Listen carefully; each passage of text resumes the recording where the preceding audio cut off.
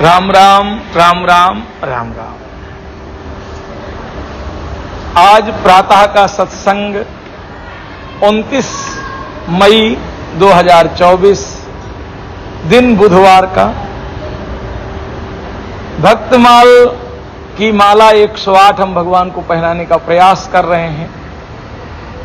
कल हमने चोखा मेला की कथा सुनी और ऐसे भगवान के परम भागवत भक्त कि रुक्मिणी विट्ठल को मंदिर से निकल के उनकी झोपड़ी में पहुंचना पड़ा, क्योंकि भगवान कहते हैं अहम भक्त पराधीना, मैं भक्तन कूदाश भगत मोरी मुकुट मणि।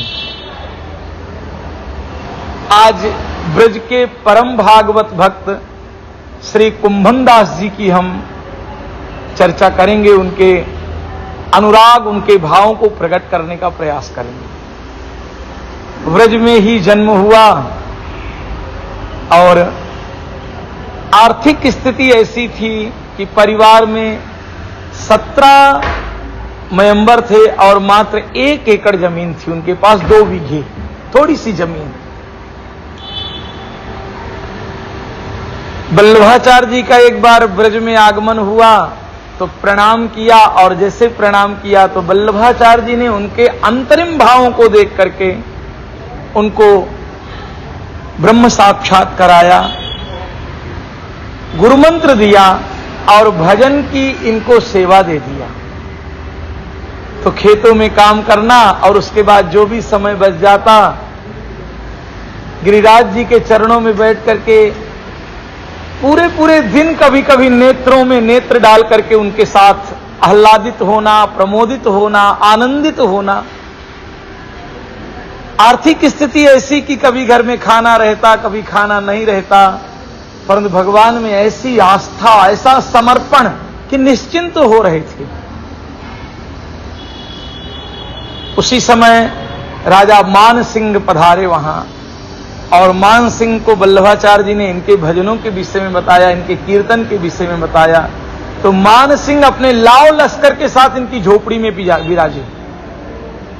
सुबह का समय था, स्नान करके ठाकुर के सामने बैठे ही थे और पद सुना रहे थे ठाकुर को। ठाकुर गोद में बैठ करके पद सुन रहे थे। उसी समय मान सिंह का प्रवेश हुआ, और जैसे मान सिंह का प्रवेश हुआ वैसे ठाकुर अंतर ध्यान हो गए, विह्वल हो गए और बार बार गाने लगे कि ठाकुर अभी तो गोद में बैठे थे, कुछ कहना चाहते थे, कहां चले गए तुम। इतना मस्ती में मस्त कि उनको पता ही नहीं चला कि मान सिंह खड़े हैं दरवाजे में। उनकी एक भतीजी विधवा थी, वो जाकर के श्री कुंभनदास जी से निवेदन करती है कि महाराजा मान सिंह आपके सामने खड़े हैं, आपसे निवेदन भी कर रहे हैं और आप इतने भाव विभोर हो रहे हैं कि आप बोल ही नहीं रहे हैं। तो श्री कुंभनदास जी ने कहा कि बिटिया चंदन धारण कर लूं मैं, आसन धारण कर लूं मैं, तो भाव में बह गया था। तो एक काम कर कि मेरे लिए एक आईना ले आ और आसन ले आ, फिर मैं इनसे बात करूं।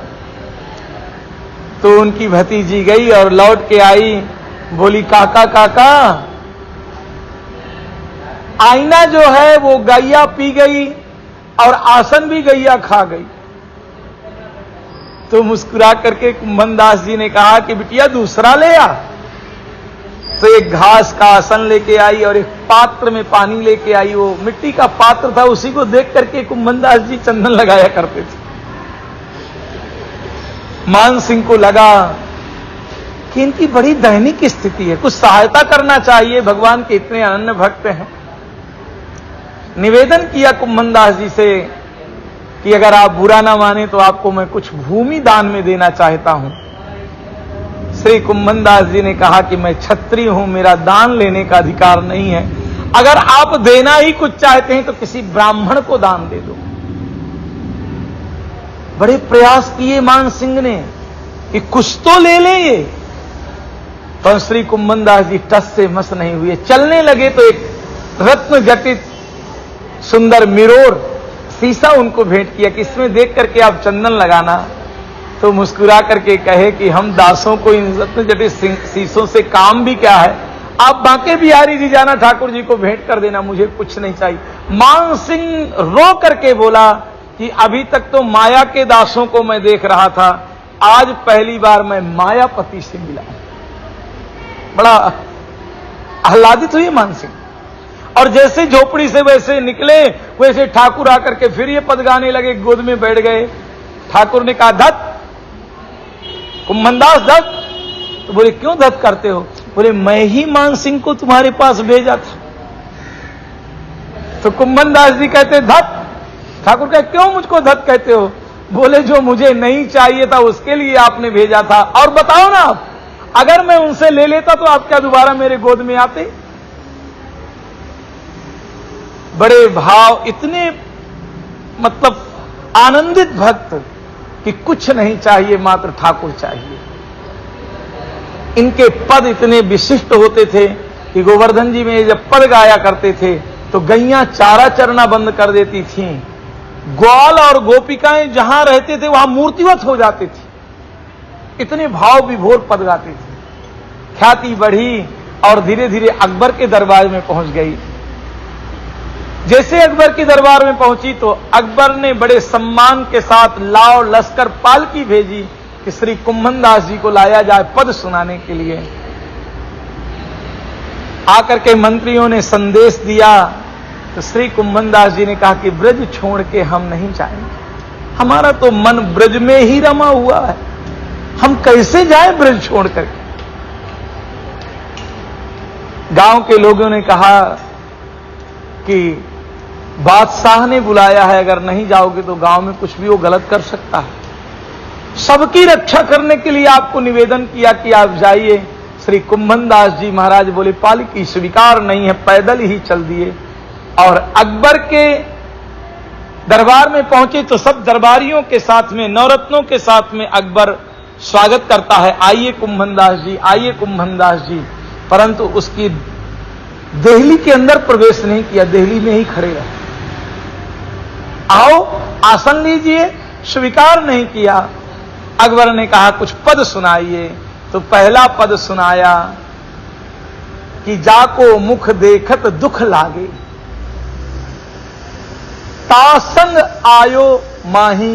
जिसका दुख, जिसका मुख देख करके दुख लगता है, मुझे तो साधारण इंसानों का मुख देखना पसंद नहीं है, मैं तो मुख ठाकुर का ही देखता हूं, उनके ही मुख में सुख मिलता है, और व्यर्थ में तुमने मुझको बुलाया, मेरी जूतियां भी टूट गई। पद पूरा हुआ तो बीरबल से अकबर ने कहा कि क्या पद गाया श्री कुम्भनदास जी ने, व्याख्या करो। अब बीरबल संकट में पड़ गया कि अगर ऐसा बताऊंगा तो हो सकता है बादशाह इसका गला ही उतार दे। चुप बीरबल। दोबारा फिर पूछा, तिबारा बोला, उद्घोष करके बोलो क्या गाया कुम्भनदास जी ने। बीरबल कुछ बोल नहीं पाया। अकबर खड़े हुए। अकबर बोले भाव मुझे समझ में आ गए। आज तक इन चरणों में झुकने वाले लोगों को देखा है जो कुछ पैसों के लिए, कुछ रुपयों के लिए, कुछ सम्मान के लिए झुकते थे। आज पहली बार मैंने गिरधारी का ऐसा भक्त देखा, ऐसा भक्त देखा कि जिसको कुछ नहीं चाहिए, मैं बादशाह हूं, तुम शहंशाह हो। और कुम्भनदास जी के चरणों में अकबर लेटा, बड़े सम्मान से उनको विदा किया। जाने लगे तो कहे कुछ भेंट ले लीजिए।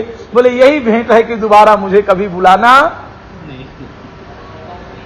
बड़ी मस्ती से रहते रहे। वल्लभाचार्य जी उनकी आर्थिक स्थिति देख करके चिंतित भी रहते थे।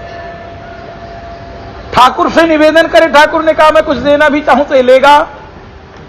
तो मन में विचार किया कि एक काम करते हैं कि द्वारिका चलेंगे, और द्वारिका में चल करके बहुत सारे साहूकार हैं, इनको थोड़ा सा आर्थिक मदद करा देंगे। तो निवेदन किया वल्लभाचार्य जी ने कि बेटा हमें द्वारिका कल निकलना है, आ जाओ आप। रात्रि का समय, प्रातः 4 बजे वल्लभाचार्य जी के चरणों में पहुंचे, प्रणाम किया और गिरिराज जी के तलहटी में बैठ करके जैसे कोई छोटा सा बच्चा रोए, ऐसे बिखर बिखर के रो रहे थे। आरती हुई। वल्लभाचार्य जी ने शिष्यों से कहा कि चलो द्वारिका चलें, और मेरा कुम्भनदास दिखाई नहीं पड़ रहा है।